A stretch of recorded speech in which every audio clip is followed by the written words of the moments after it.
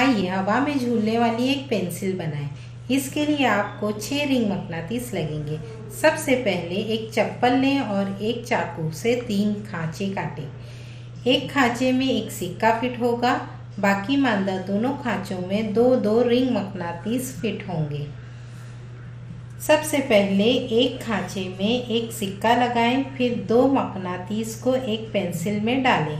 फिर पेंसिल के आगे वाले मकनातीस के साथ एक रिंग मकनातीस चस्पा करें और उसे खांचे में फंसाएं।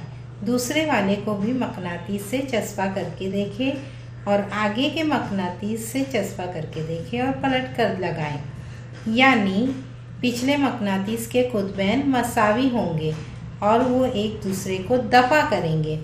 बस करना यह है कि पेंसिल के आगे वाले मकनातीस नीचे वाले मकनातीस को कशिश करेंगे और पीछे वाले दफा करेंगे।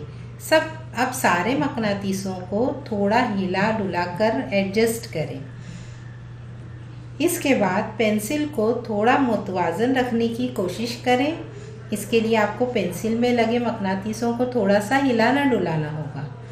आपको ताज्जुब होगा कि ये पेंसिल हवा में झूलेगी और इसकी नोक सिक्के पर टिकी रहेगी। आप पेंसिल को थोड़ा सा घुमाएं तो ये तेज़ी से घूमती रहेगी। अब एक लंबी तिरछी पट्टी पर गोंद लगाकर पेंसिल पर चस्पा कर दें।